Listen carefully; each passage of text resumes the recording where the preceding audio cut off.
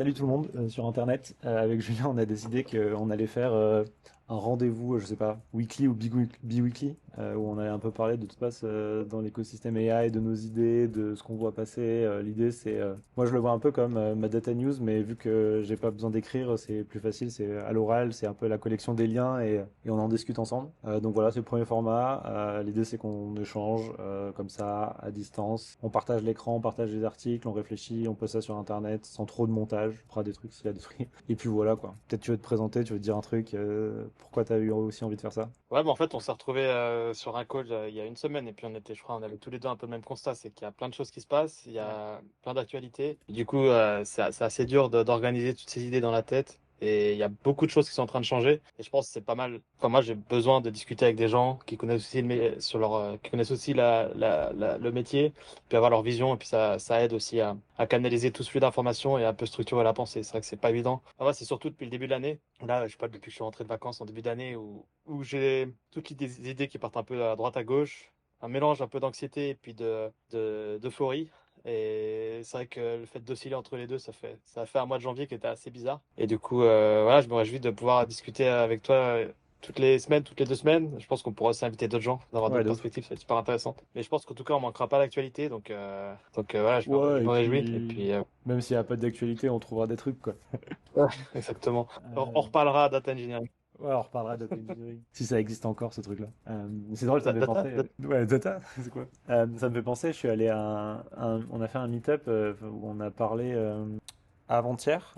C'était un meet-up DLT. Et ce qui est très drôle, c'est qu'il y a un mec qui est venu présenter au meet-up DLT, qui est genre CEO d'une start-up française, quoi, qui fait un certain nombre de revenus en millions d'euros, quelques dizaines de millions d'euros. Et il a dit, bah, j'avais un data engineer, le data engineer il est parti, et du coup je me suis dit, bon, j'ai plus trop besoin d'embaucher quelqu'un, j'ai juste Claude Code qui fait tout pour moi. Genre, je donne les accès à mes outils, et enfin, je fais que Claude Code puisse accéder à mes outils. Et quand il dit des outils, c'était genre Query, Metabase, bah, du coup DLT. À la base, il avait Airbyte, et en gros, il y avait que plein de bugs sur Airbyte, et son talk c'était genre comment j'ai migré tout mon setup Airbyte sur DLT en 5 jours, sachant qu'il avait genre une dizaine de sources différentes, des trucs comme ça.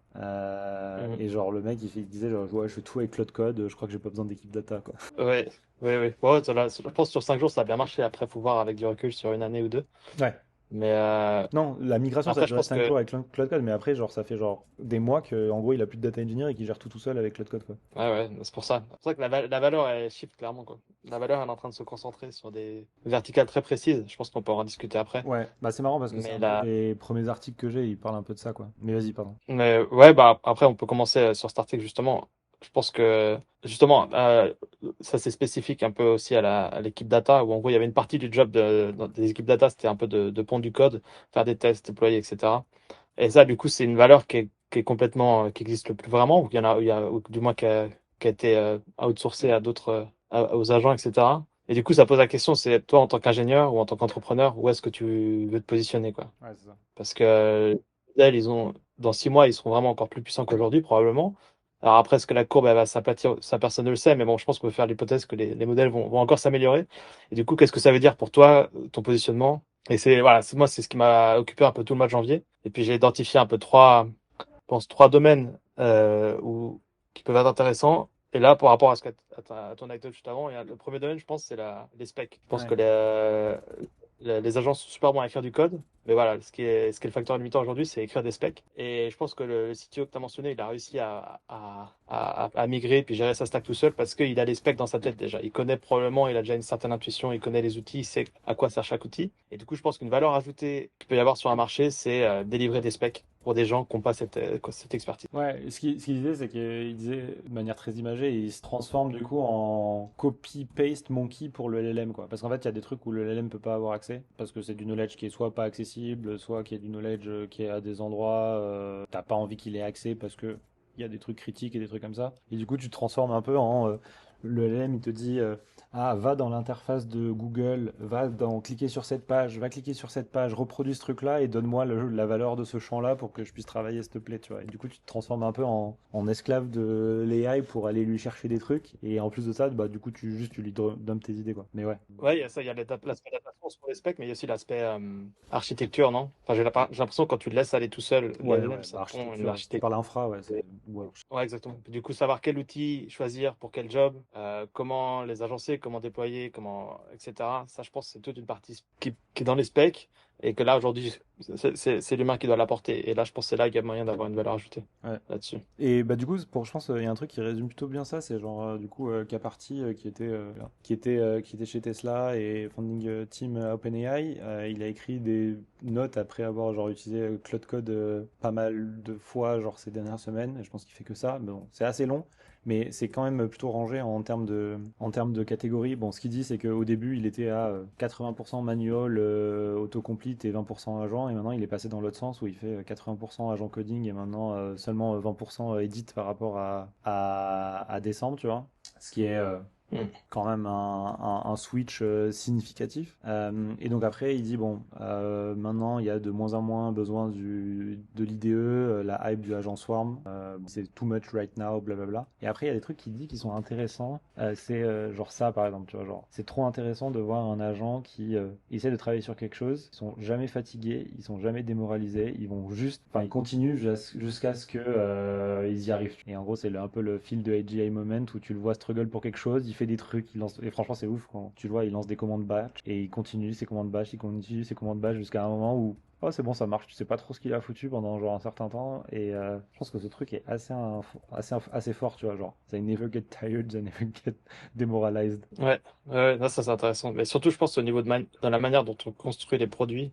C'est-à-dire qu'en fait, on est habitué à avoir des produits qui sont ultra structurés. C'est-à-dire que voilà, tu as une feature qui fait ça, puis ton outil, il structure tout, il contrôle tout. Alors qu'avec, si tu as des agents qui peuvent, voilà, essayer jusqu'à ce que ça marche, c'est-à-dire que tu peux vraiment outsourcer des features un peu on the fly Ouais, dans ton outil. de ouf. Et avoir un agent qui code du Python dans ton SaaS, c'est aujourd'hui un truc que tu vas nulle part. Et c'est probablement un truc qu'on va commencer à avoir bientôt. Ouais, d'ailleurs, ça me fait penser, genre, là, j'étais en train de bosser sur Nao sur une page où, tu vois, t'affiches les statistiques d'usage des LLM et des trucs comme ça. Et en fait, il y a un gros sujet dans plein de SaaS, c'est trop chiant d'accéder à la donnée de ton SaaS, tu vois. Genre, t'es obligé de connecter une API, enfin, faire une stack data pour accéder à la donnée de ton SaaS. Bah, demain, genre, tout le monde ne pourrait pas juste mettre un chat avec les datas de ton propre SaaS. Tu vois, genre juste quand tu es dans les settings de ton SaaS, tu peux juste chatter avec la data de ton SaaS et le truc, il te build un dashboard à la volée de ton usage de ton SaaS. Ouais, carrément, carrément. Ouais, exactement. En fait, même pas forcément sur ta data, même sur ton interface. Ouais, sur ton interface même, juste tu demandes ah putain c'est où dans les settings ce truc là et le truc il navigate et il t'envoie dans les settings à l'endroit où tu veux, où tu cherches le truc ou des trucs comme ça. Ou même, par exemple, si tu veux un bouton rouge à la place d'un bouton bleu sur ton Ah oui, Salesforce. ouais, de ouf. En fait, chacun peut créer customiser sa propre interface. Ouais. Donc ça vit dans son browser, ça vit pas, ça vit nulle part ailleurs. Et puis je pense que c'est aussi Vas-y. pour ça que le mouvement un peu Open Cloud, je crois que c'est le nouveau nom. Ouais. C'est pour ça que ça a bien marché. C'est pour ça que les gens, ils adorent, quoi. Parce que, moi, je pense qu'il y a l'aspect interface qui est cool, avec le WhatsApp, etc. Et puis l'aspect aussi que, enfin, Ouais. l'agent peut créer son code Python et résoudre les problèmes lui-même. Et il est assez bon à ça. Donc ça donne un outil qui s'auto-étend. Et puis ça, en tant qu'utilisateur, surtout pour un cas d'usage où c'est un assistant personnel, c'est juste incroyable, quoi. Et c'est pour ça que je pense que ça explique aussi la hype qui est autour de ça. Ouais, je pense que c'est le s'auto-étend et surtout, je pense le personnel, tu vois. Je pense t'as un peu plus un sentiment de personnel quand il s'installe en local, que tu peux le contrôler depuis ta messagerie, versus, tu vois, genre Claude qui est un peu en environnement, enfin Claude ou OpenAI, tu vois, ou ChatGPT qui sont des environnements un peu, t'as l'impression sanitized, tu vois. Genre là, t'as l'impression que genre le truc juste il fait n'importe quoi et qu'il a pas de limite, quoi. Oui, oui, je pense qu'il y a plein de limites. Il y a clairement des choses qui doivent maturer encore, Ouais. mais l'idée, elle est assez incroyable. Enfin, le concept, je trouve, il est fou. Et ça va probablement devenir la baseline pour tous les outils, non? Je sais pas. Faut voir. Je pense qu'il y a tellement de Ça, questions. Ça dépend du type tu vois, d'usage que tu veux cibler parce que, genre, dans des usages entreprises, je dirais à l'ancienne, mais genre post, non, plutôt pré le monde qu'on a maintenant, il y a plein de trucs, ça rentre pas juste dans le cadre. Tu vois. ouais, oui.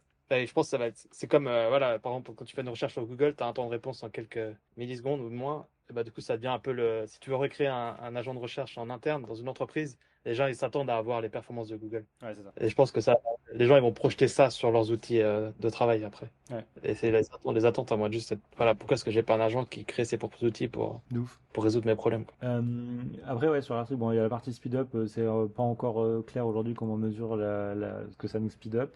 Bon, le leverage, c'est un peu la même chose, c'est genre quand il va meet ses goals, fil de AGI, machin. Et après, là, il y a ça qui est cool, il y a ces deux trucs-là que je trouvais assez cool. Genre fun, il dit, j'avais pas anticipé que quand enfin, tu fais du agent programming, bah du coup, enfin, quand tu fais des agents, faire du développement, ça devient beaucoup plus fun, quoi. Parce qu'en fait, tu restes moins bloqué sur des choses, du coup tu penses plus à la next step, enfin c'est ce que tu disais tout à l'heure, tu vois, quand tu as un truc qui est en train de tourner, du coup tu penses à l'étape d'après, où tu vas jouer avec ta UI et tu dis ah oui, mince, maintenant ça sera le nouveau truc, du coup tu pile up des tâches à la suite, ou tu démarres un autre worktree à un autre endroit, ou ce genre de choses. Donc, le développement redevient beaucoup plus fun et tout le monde joue là-dessus.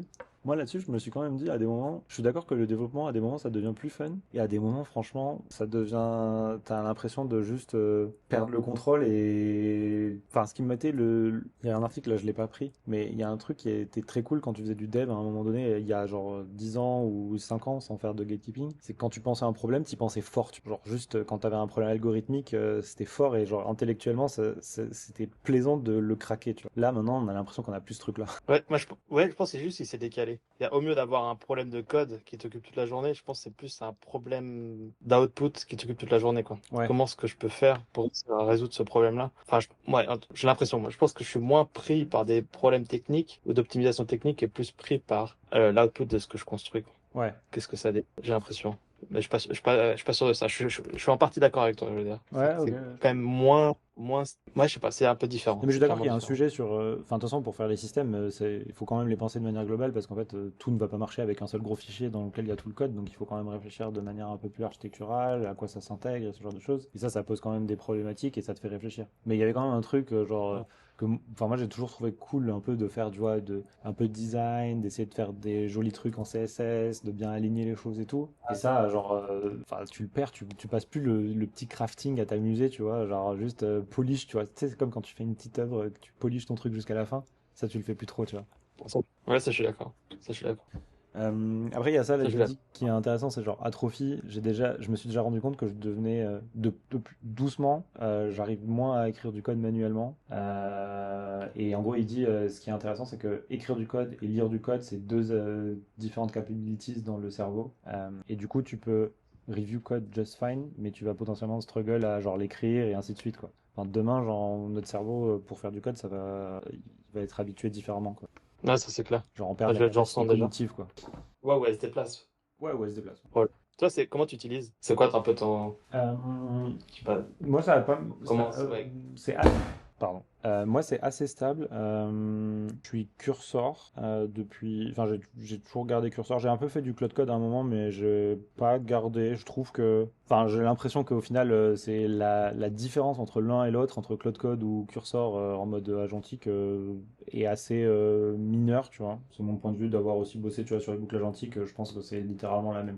Donc, je suis assez bien dans Cursor. Le truc que je fais le plus, c'est. Alors, mon raccourci, c'est commande maj L. C'est genre, quand je veux faire un truc, je préfère déjà spécifier le contexte et je suis vachement dans la spécification de contexte pour le scoper vachement parce que je préfère avoir quand même de l'ownership sur le code que j'écris. Je veux pas trop que ça parte en live et que je sache pas ce qui est en train de sortir. Mais ça, c'est parce que c'est quand tu builds un produit, que tu as envie de vendre et tout, j'ai quand même envie d'avoir de l'ownership sur le truc, tu vois. Ouais.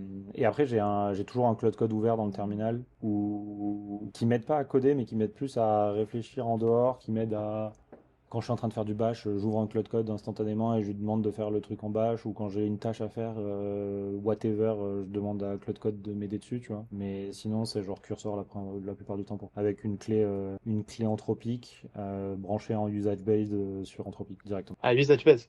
Ouais, bah Et mais parce t'as. que j'ai des ça- crédits anthropiques. En fait, j'ai des crédits anthropiques et du coup, j'ai mis ma propre clé dans Cursor et j'utilise mon propre endpoint anthropique. Et en général, tu fais comment? Est-ce que tu isoles tes changements? Parce que ça peut le débat en ce moment, worktree ou non.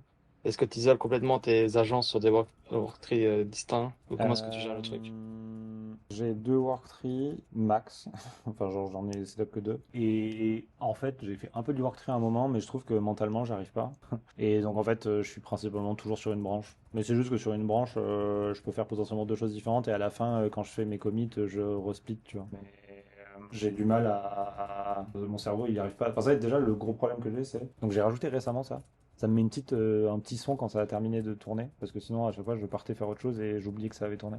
Ouais. Mais sinon, j'ai une capacité de focus qui est catastrophique. Et genre, quand tu lances un agent et que tu sais que ça va tourner longtemps, tu pars faire autre chose. LinkedIn, lire des articles, Je- penser à autre chose. Et du coup, tu perds complètement ton focus. Est-ce que tu le regardes travailler Parfois, ça dépend. Ça dépend sur quoi je bosse, tu vois. sur les trucs critiques probablement plus? Ouais, ou sur les trucs où. Enfin, franchement, ça dépend. Et en fait, j'ai installé une app cette semaine que j'avais trouvée sur genre Hacker News qui s'appelle genre App. Franchement, c'est des apps comme ça qui sont très cool. C'est genre ce petit truc là. Et en fait, c'est un truc où quand tu démarres, tu dis quelles sont pour une session les apps que tu autorises. Genre là, tu vois, genre j'ai juste, ouais, juste allow, une allow list d'app. Et si jamais je le lance et que je vais sur un website qui n'est pas autorisé, ça fait genre ça.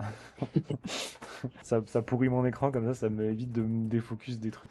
Moi j'ai fait pareil, enfin j'utilise la même chose pour mon téléphone Ah, sur le téléphone, c'est pareil. Ouais, et ça marche. Enfin, j'ai bloqué tout et enfin ouais avec un petit enfin ça a des certaines limites par application etc. ouais. Ouais.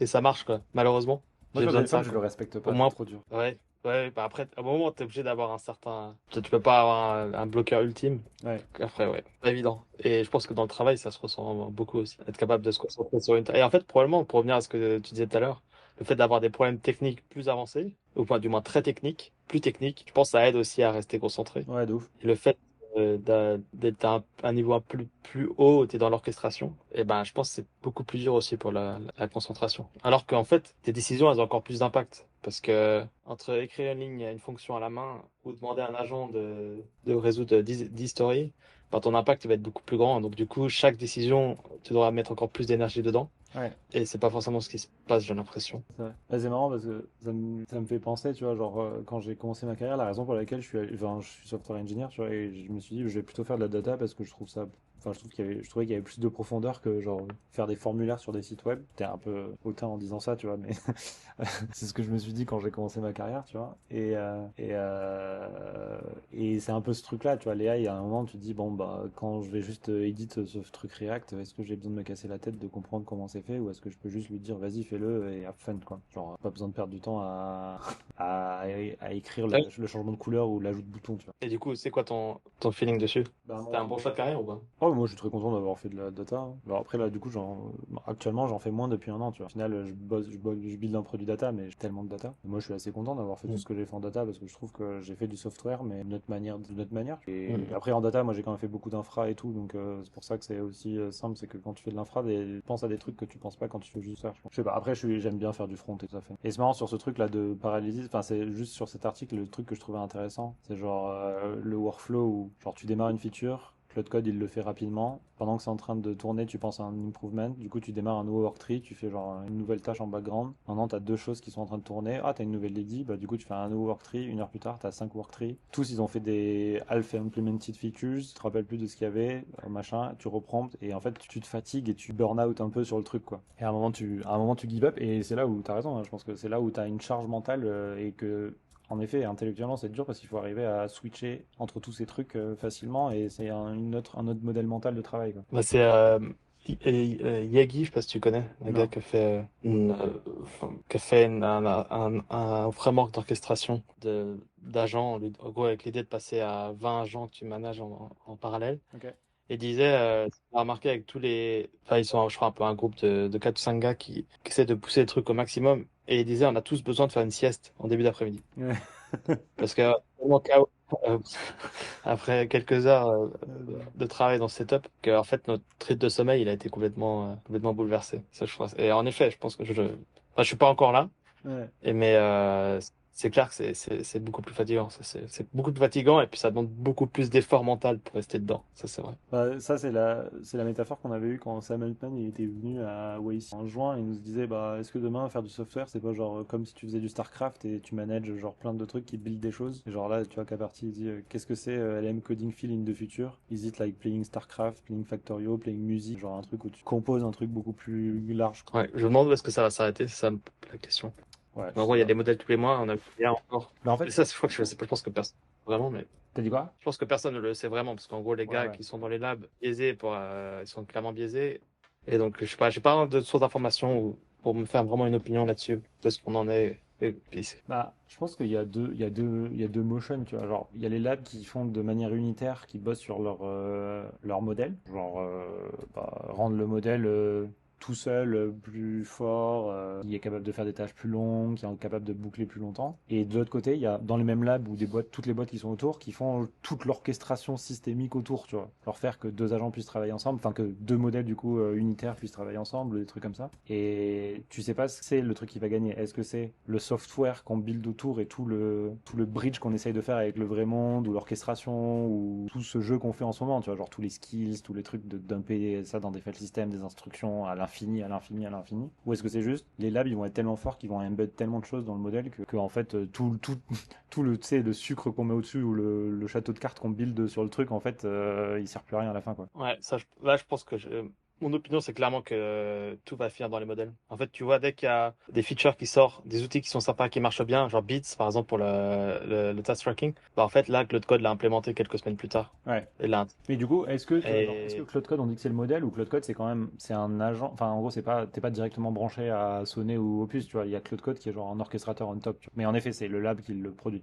Mais t'as une couche de software quand même au-dessus de cerveau, quoi. ouais, mais après, ouais, exactement. Après, ils doivent quand même entraîner ouais, en fait, ouais, mais après, les deux sont complémentaires, non? Les Oui, deux sont imbriqués. ouais, C'est-à-dire que ton software il dépend des capacités du modèle. Je pense que si tu entraînes ton modèle pour être capable de gérer des tâches, pour être capable de faire, bah, s'orchestrer avec d'autres modèles aussi, eh ben, c'est des briques que tu peux mettre après dans ton software par-dessus, niveau interface. ouais, voilà, tu vois, genre en ce moment, là, ça, c'est ce truc expérimental, là, qu'ils ont sorti, que tu peux utiliser dans Cloud Code, j'ai pas utilisé pour l'instant. Tu peux utiliser des experimental agent teams, et du coup, tu peux définir des teams d'agents qui bossent entre elles et qui font, genre, tu peux expliquer, genre, une compagnie, tu peux dire chaque player dans la team, qu'est-ce qu'il fait, enfin, chaque teammate dans la team, qu'est-ce qu'il fait, et il fonctionne comme une agent team. Ils ont fait une démo vidéo, je l'ai pas là, où ils montrent comment ça marche, ce truc-là.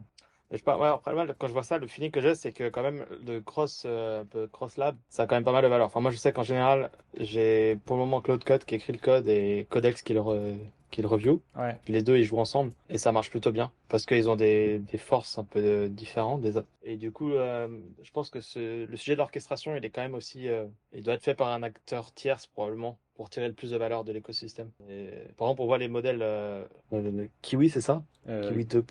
Kimi, enfin, ça dépend. Kimi, voilà. Kimi, il est, ouais, c'est, Et niveau performance, ouais. j'ai testé rapidement, mais on arrive à avoir des choses un peu similaires.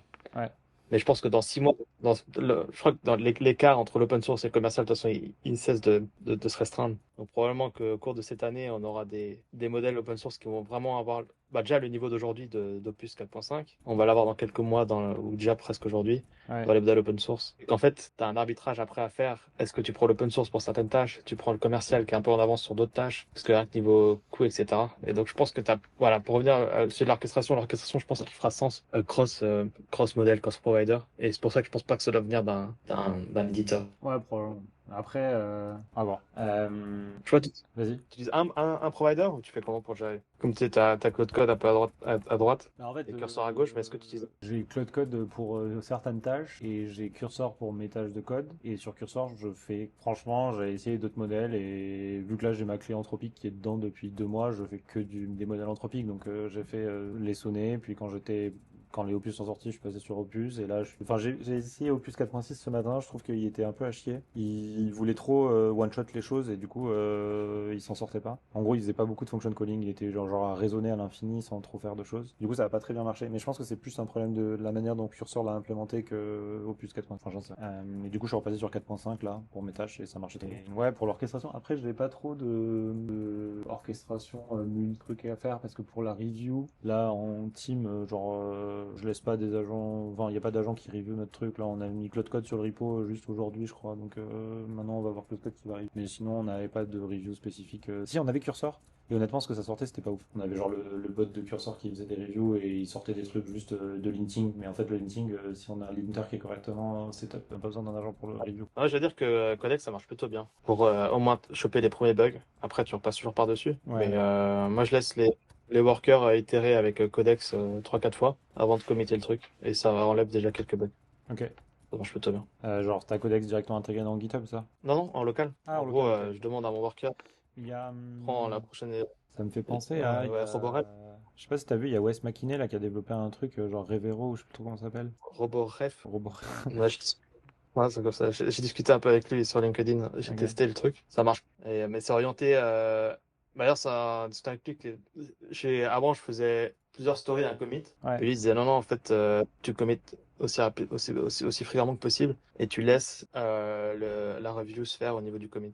Ok. Parce qu'en fait, ce qui permet d'avoir. Parce qu'après, l'agent, il chope le commit et du coup, il a un peu le contexte. Il a le contexte. C'est-à-dire qu'il a tous les changes, il a laborious tous les changes à review. Et tu laisses les Et commits donc, se du coup, faire, enfin les commit messages, tu laisses AI generated ou tu les écris à la main du coup non, non, en fait, mon prompt, c'est littéralement prends la prochaine story, Ah oui, ok. Ok, euh, j'ai compris.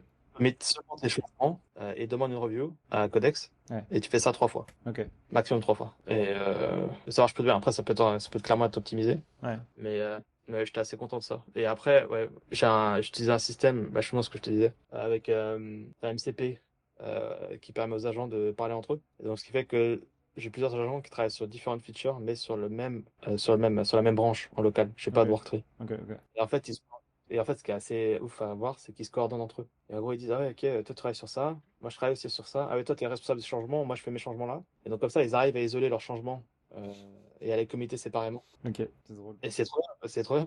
Du Et, coup, plutôt que d'avoir des worktrees ou des textes qui sont cassés, et ben, tu peux avoir pas mal d'agents qui travaillent sur la même code base ensemble. et t'as regardé techniquement comment c'était fait ça? Genre comment ils font? C'est genre juste quand il y a un appel de MCP du coup qui est fait, qui récupère le statut d'un autre truc, du coup il se rajoute ça dans son contexte et il dit pendant les 5 prochaines minutes ou j'en sais rien, pendant un certain nombre de temps, je travaille pas sur ces fichiers-là, en gros. Et après au bout d'un moment ça se release, enfin il y a... t'as regardé un peu quelle fréquence il se fait ces appels comme ça? Ouais, t'as- J'ai pas creusé. Ok. Vu que en fait, quand il y en a un qui regarde un fichier, il regarde quel autre agent travaille sur un fichier. En fait, un système de file reservation. Ok, Bon, stylé. du coup, ils se coordonnent. Il y a un truc que là, faut que je regarde, c'est le MCP, il peut pas aller pinguer un agent par lui-même. C'est toujours l'agent qui va tirer ses messages. Ok, Et donc, quand il va, ouais, donc en fait, il faut que c'est lui qui doit aller proactivement voir les messages. ouais. Et donc, du coup, je pense que t'as un peu, voilà, ça, je sais pas creuser exactement comment ça fonctionne. Mais ça, c'est Et en tout difficile parce cas, qu'il y a rarement des trucs qui peuvent interrompre les agents. En gros, c'est assez dur de faire ça dans l'autre sens. Enfin, de faire que pendant qu'il y a un agent qui tourne, il y a quelque chose de l'extérieur qui te l'info, tu vois. bah, toi, tu peux faire un peu. Toi, quand t'écris dans Cloud Code, Ouais, tu dans peux Cloud Code, tu peux, le mettre. mais parce que Cloud Code, avec sa UI, il le permet, tu vois. Mais, enfin, t'as les agents hook de Cloud Code, quoi, mais je sais pas trop comment ils fonctionnent dehors de hook. Ouais, ça, à chaque fois que j'utilise un outil, tu peux leur mettre des hooks dedans. Mais après, Ouais, c'est ça. ouais, tu pourras toujours mettre ça accroché à un hook et appeler à chaque fois, et puis du coup Ouais, c'est réussir ça. à interrompre le workflow. Mais ouais, c'est pour ça que, ouais, quand tu regardes un peu les architectures des gars qui ont fait vraiment des trucs un peu plus avancés, ils ont toujours des daemons Ouais. qui viennent, et puis qui pingent tout le monde dès qu'il y en a un qui s'arrête ou je sais pas, qui a besoin d'infos, et ça devient vraiment. Ouais, j'ai creusé, j'avais écrit un article il y a 2 semaines là-dessus parce que ça Ouais. m'intéressait de voir comment ça fonctionne. Et je l'ai pas vraiment mis en pratique pour être honnête, c'est un peu trop lourd. Ouais, et puis après tu passes trop de temps à créer l'outil pour faire l'outil. Ouais, ouais. Et- ouais, je pense que c'est un peu un piège aussi. C'est clair. 30 secondes. Juste, il y avait ça là que je trouvais ça intéressant, c'est sur l'annonce de la GPT 5.3 qui est sortie. Et bon, il y a 4.6 et GPT 5.3 qui sont sortis ce matin ou hier soir, non hier soir, au moment où on enregistre. Et le premier commentaire là sur Hacker News, c'était ce qui est intéressant, c'est que ces deux modèles divergent philosophiquement et montrent comment genre les ingénieurs ou les organisations ont divergé philosophiquement par rapport au code, tu vois. Quand il dit Codex 5.3, c'est un interactif collaborateur ou mid-execution. Tu donnes des choses, tu restes in the loop, tu regardes voilà si ça marche. Là au 4.6 c'est genre the opposite, c'est genre autonomous, agentic, système qui plane lui-même longtemps, tourne longtemps et qui a moins besoin d'un humain. Tu vois. C'est assez marrant de voir que du coup les labs partent un peu dans ces deux philosophies différentes. Mais après, pour la version d'avant, j'ai l'impression que c'était un peu l'inverse, non? Dans le sens où Cloud Code, il a besoin de plus d'assistance, alors que Codex, il va chercher des informations plus longtemps et il est un peu plus autonome. Et en fait, Donc c'est marrant que c'est un peu. ouais. Peut-être que du coup ils se copient, tu vois, genre à chaque fois ils disent ah putain si je prenne les utilisateurs de l'autre, faut que je fasse comme l'autre, tu vois. Mais en fait je trouve que Opus 4.5 il était assez bon sur ce truc En fait c'est parce que moi vu que la plupart du temps quand j'utilise Opus directement via curseur et du coup j'ai pas trop la vision en Cloud Code pour le gentil coding. Et je trouve que Opus, il était quand même bon sur. Tu lui donnes une tâche, tu comprends ce que c'est la tâche et t'as pas besoin de le steer midway, quoi. Genre juste, il s'arrête pas tant qu'il a pas compris la task. Il est assez fort là-dessus, Opus. Et probablement que le Codex, si tu dis que Ouais. le Codex est fort là-dessus. Moi, je ferais enfin, quand je donne typiquement des tâches de planning, Codex, il va vraiment passer du temps à bien comprendre, à vraiment creuser de manière assez approfondie la code base. Alors que Opus, il va plus aller en mode, voilà, regarder vite fait un peu à droite à gauche, puis il va déjà me sortir un résultat. Puis là, je dois encore lui redemander de regarder en Ok. profondeur certains aspects. J'ai besoin de plus de back and forth. Bah, après, ouais, c'est vachement biaisé, c'est mon expérience. Je suis pas Non mais du t'as tout raison. Je pense d'ici la prochaine session, enfin le prochain qu'on enregistre, je sais pas, on n'a pas donné de nom, mais la prochaine fois qu'on enregistre, je pense que je vais faire du codex. Je vais mettre ma clé OpenAI sur Cursor et je vais bosser en codex pendant une semaine pour voir. Et comme ça, j'aurai un feeling, une comparaison. Et bah, ça me fait penser, le gars qui a fait ce MCP là, je me souviens avant. Ouais. Il dit en fait, la puissance, c'est pas forcément enfin, d'avoir deux cloud codes qui se parlent entre eux, mais d'avoir des swarms où tu as différents providers qui parlent entre eux. Hmm. Et enfin, lui aussi, il l'a mentionné comme étant vraiment la valeur ajoutée de son truc. Et ouais, je pense qu'il y a des trucs à aller chercher là, Ouais, c'est clair que, autour de ça. en fait, quand tu y réfléchis, enfin, si tu mimiques un peu, tu vois, genre la vraie vie, c'est dit, quand tu fais une peer review, c'est parce que tu veux qu'il y ait un autre être humain qui regarde ton code avec un autre prisme. Et donc, si tu dis que le modèle, enfin, ça a été entraîné d'une manière de penser, une manière de réfléchir, t'as pas envie que ça soit le même type de provider qui fasse la review. Et moi, ça me paraît complètement clair, tu vois, genre, ça, bizarre de se dire, bah, j'ai écrit en Opus 4.5, puis je redemande à Opus 4.5 de se regarder. Bon, les scripts n'existent pas, mais juste est-ce qu'il va être capable d'aller chercher les bonnes choses? Bah, ça dépend des prompts que tu lui dis dans ton agent de review. Mais je pense que c'est bien de, en plus, changer le provider, de demander à plusieurs providers, parce qu'en fait, Ouais. enfin, juste, tu mets une autre vue de pensée, quoi. Si pensée veut dire quelque chose. En fait, le Opus qui regarde Opus, c'est le concept de la Ralph Loop, là, Ouais. où tu pars à chaque fois avec des contextes vidés. Et donc, ce qui fait qu'il a un nouvel. Bon, en gros, tu joues en fait sur le contexte. Mm. C'est purement le contexte. Tu espères que le fait d'enlever le contexte redonne un peu des nouveaux insights. Et d'ailleurs, il faudrait que j'essaye ça, mais faire ce type de loop cross-provider, je pense que c'est ça le mieux, probablement. Plus Ouais, ouais. efficace. Après, c'est drôle, tu vois, genre là, ce matin, j'avais un call pour un truc freelance que j'avais pas fait longtemps, donc j'avais pas fini depuis longtemps, et c'est genre pour un ministère, et au ministère, maintenant, ils ont des chats internes, enfin, il y a un chat souverain français qui est basé sur Mistral, genre, ça s'appelle IA assistant.numérique, un truc comme ça, et genre, on bossait enfin, on regardait un truc, et la personne avec qui je parlais, genre, pose une question, demande à écrire un truc Nginx, et franchement, la réponse, moi, j'avais de l'autre côté, genre, j'avais demandé le truc à Opus et à ChatGPT, franchement, il y a des moments où tu te dis les datasets d'entraînement c'est littéralement la même chose parce que l'output était quasiment la même chose quoi. Enfin, genre le bout de code écrit proposé par les trois était quasiment similaire. Et la Ouais. manière dont c'était Ouais, bah ouais. framé et tout, tu vois. C'est intéressant. Ouais. Ouais. Tu travailles beaucoup avec des labs hors OpenAI et Anthropic. Bah dans Nao on supporte Gemini en plus. On avait Mistral à un moment, on l'a enlevé parce que ça marchait pas. Enfin non, c'est juste que pas grand monde l'utilisait et qu'il y avait plus de bugs et du coup le ratio maintenance versus bug était trop élevé. Mais sinon non, en fait le truc c'est que je suis quasiment que sur Claude, enfin, sur Anthropic pour tout ce que je fais, sauf quand j'ai envie d'avoir une fraîche contexte et j'ouvre ChatGPT. Enfin, genre mon réflexe c'est genre si j'ai pas trouvé sur Google, si j'ai pas trouvé dans le truc que j'étais en train de faire, je fais nouvel onglet ChatGPT, tu vois. Parce que je lui dump le truc brut et j'ai envie juste qu'il réfléchisse sans la pollution du contexte qu'il y a ailleurs. Et sinon, qu'est-ce que j'ai fait à un moment? Si, j'avais fait du Qwen.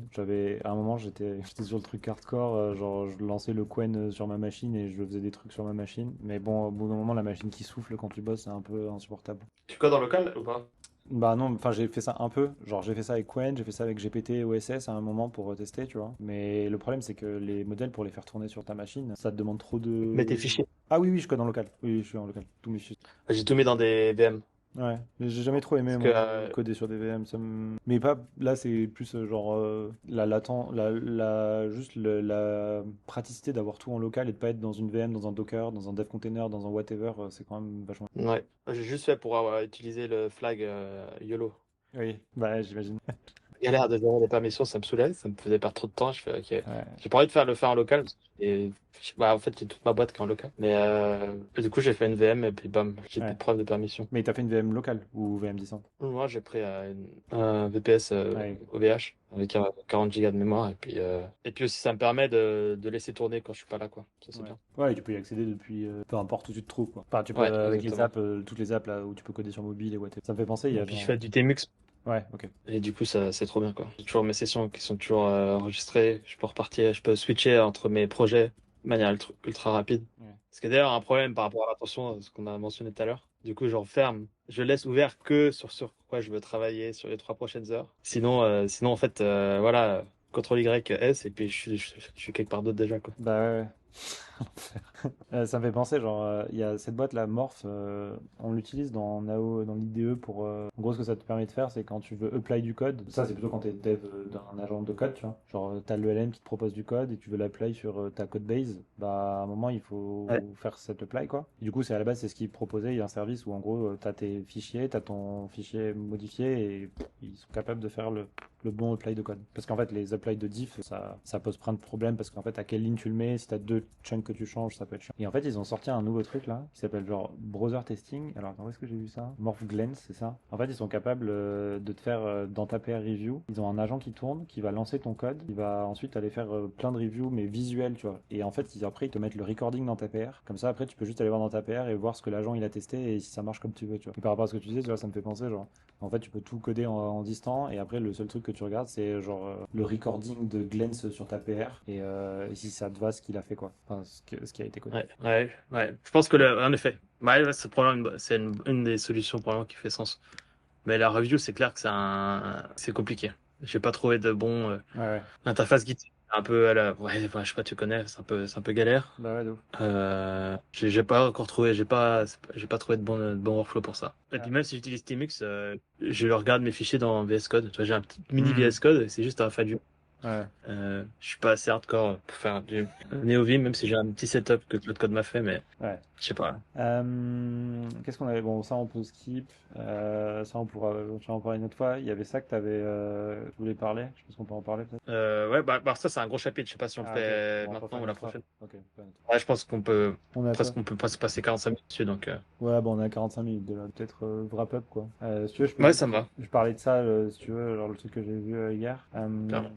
En gros, j'ai vu ça hier soir. Oh, non, ah non, en fait, j'ai vu ce matin. En gros, c'est Pydantic. Ils ont release un Secure Python Interpreter qui est écrit en Rust que tu peux utiliser juste pour l'AI. Et en fait, ce qu'ils ont fait, c'est qu'ils ont wrap up en Rust le Python Interpreter et ils ont enlevé tout ce que tu veux pas que l'AI fasse. C'est-à-dire, tu sécures les outputs, donc c'est-à-dire qu'il peut pas accéder à tes file systems à ton file system, sauf ce que tu lui donnes comme accès comme file system. Tu peux lui contraindre les ressources et pas mal de choses. Et ils viennent juste de le sortir, donc c'est le tout début, tu vois. Et en fait, ils te donnent un exemple de bah, quand tu veux faire de l'exécution de Python de manière isolée pour ton AI, bah, tu as tous ces trucs qui sont à ta dispo. Alors, tu peux utiliser Monty qui est ce projet-là. La start latency, c'est ça, genre leur truc, du coup, vu que c'est codé en Rust, genre c'est instantané à démarrer. Versus, tu vois, un Docker où ça va prendre 200 millisecondes ou PyAudit qui va plutôt prendre 3 secondes. Et après, tu as des trucs genre, tu as un truc YOLO Python et des trucs comme ça. Et en fait, ils disent, en sécurité, ils sont stricts par rapport à d'autres qui sont pas très stricts. En revanche, ils n'ont pas la completeness du langage, c'est-à-dire que tu peux pas faire des pip install, tu peux pas mettre .lib parce que bah il faut que ça soit wrap up dans le Rust contexte. Mais tu Et fais une image, enfin une sorte d'image, un contexte, tu peux pré-builder, je sais pas, des libs que tu veux pouvoir utiliser, des choses comme ça. bah Comment en ça fait, marche? la manière dont tu vas plutôt le faire, c'est tu peux pas embed les libs dans ce truc-là, mais plutôt ce que tu vas lui faire, c'est que tu vas lui dire, en effet, tu as des libs que tu peux importer à côté, et si tu les importes, tu dois les appeler en utilisant ces fonctions-là. Du coup, tu vas juste lui déclarer des fonctions qu'il a le droit d'utiliser. Alors le problème, c'est je sais pas pourquoi le code il est pas linté. Ah ouais. Mais c'est trop bien pour BSL, ça. C'est Potentiellement, ouais. incroyable même. En fait, tu vois, par exemple, là, ici, il a dit, il y a une fonction qui s'appelle callLLM, tu vois, et cette fonction callLLM, elle est structurée et elle est extérieure. Et du coup, dans le main de Monty, là, il lui dit, tu as une external function à laquelle tu as accès qui s'appelle callLLM. Et c'est globalement, après, il pourra faire un import et l'utiliser, tu vois. Et après, lui, il a juste à écrire du code Python. Et par exemple, là, j'imagine que ça, c'est le code Python qui est derrière. Non, peut-être pas. Là, il n'y a pas l'exemple de... Ah si, le code Python, il est là. Du coup, tu vois, il va écrire ce code-là, et dans ce code-là, il va faire callLLM. Et callLLM va appeler en fait ce code Python qui est à l'extérieur. Et donc en fait, tu peux avoir tes libs pandas, tes libs DuckDB, tes libs whatever qui sont extérieurs, que tu déclares en external function à ce truc-là. Et du coup, ensuite, le LLM, il comprend qu'il y a ces external functions qui lui sont à dispo. Il comprend qu'il y a un OS qui est à dispo parce que tu peux aussi lui donner l'OS système. Et ensuite, il va juste écrire du code. Et ce code-là, il est complètement safe parce qu'en fait, bah, il n'a pas le droit d'accéder à tout ce qui n'y est pas déclaré au moment où tu le passes, quoi. Mais c'est pas trop galère. Enfin, je sais pas, là, j'imagine bien l'agent essayer de tester plein de trucs auxquels il a pas le droit avant d'arriver sur la solution optimale. Ouais, ben en fait, là, je pense que j'ai un peu testé, donc il est implémenté dans Nao Viteuf pour voir, tu vois. Et par exemple, en gros, là, si je lui dis using the execute Python list the file available. En fait, il faut bien prompter. Et donc là, dans le prompt, il sait qu'il a une fonction qui s'appelle list file. Et donc, il peut le faire, tu vois. Donc là, il a fait list file. Et en fait, quand tu regardes le code Python, c'est juste list file, tu vois. Mais par exemple, si maintenant je lui Mhm. dis compute. Des LS, Ouais, LS alors, files. ouais, si je fais ls files, le problème c'est que dans mon AO, j'ai un autre truc qui fait ls qui va prendre la main, malheureusement. Mais si je lui dis par exemple compute the price of all the fruits, parce que j'ai un fichier CSV qui s'appelle fruits, tu vois. Je pense qu'au début, il va écrire un code Python qui va pas marcher. Ah, ok. Tu vois, là, il fait import CSV, et donc import CSV, ça, normalement, ça marche pas, parce que t'as pas le droit de faire import CSV. Et du coup, là, il a compris que, pas encore compris, donc là, il lit le fichier. Ah si, il l'a fait. Là, il a fait le top. Bon, voilà. Donc au début, tu vois, il va essayer d'importer les libs qu'il connaît, donc soit CSV, soit Pandas. Ça va lui générer une erreur, et après, il va faire, ok, bon, bah, j'ai pas le droit, du coup, je me débrouille autrement. Et du coup, là, il a vraiment juste fait read file, et ensuite, il a recodé son parseur du CSV lui-même, quoi. Après, avec un système prompt, tu dois pouvoir déjà Oui, enlever je pas pense mal qu'avec un d'erreurs. système prompt, tu peux clean les trucs. Ah, intéressant. Ah, ça, c'est trop cool. Et c'est trop stylé parce que du coup, là, bah, s'il veut lire des fichiers, bah, tu vois, genre le list file, il lui donne accès que à ces trucs-là. Et si en plus il dit in Python read de slash tmp folder, bah là, normalement, il n'a pas le droit d'y accéder. List dire tmp, bon bah ouais, s'il n'y a pas list dire, il n'a pas le droit d'y accéder. Donc normalement, il peut pas s'escape de ce truc-là, quoi. Ah, mais c'est trop bien. C'est-à-dire que tu peux, bah, ce qu'on disait tout à l'heure, tu peux vraiment avoir de la customisation Ouais, de ouf. un peu à la last mile, quoi. Ouais. Et c'est safe l'exécution, c'est rapide. J'ai juste implémenté ça pour tester et franchement, ça a l'air pas mal. Bon, bah voilà, je pense qu'on arrive à la fin. C'était cool pour une première. Je sais pas ce que t'en as pensé. Ouais, trop intéressant. Puis justement, le fait d'échanger, je pense que ça permet de pas mal de structurer la pensée, pouvoir avoir une bonne vision sur les prochains mois. Enfin, aborder ça de manière peut-être plus sereine aussi. Et puis, je pense qu'il faut qu'on invite d'autres personnes. Je Ouais, pense de qu'il y a ouf. plein de choses à apprendre. Faut qu'on voit où Mais ouais, est-ce super. qu'on publie ça et ensuite on invite des gens et on se fait ça la semaine pro ou la semaine d'après en fonction de nos dispos et on en fait un rendez-vous quoi. Ouais, je pense que c'est ça. Faut prendre l'habitude. Comme tout, faut prendre l'habitude. Yes, trop bien. Bon, allez, salut tout le monde. À la prochaine. Salut.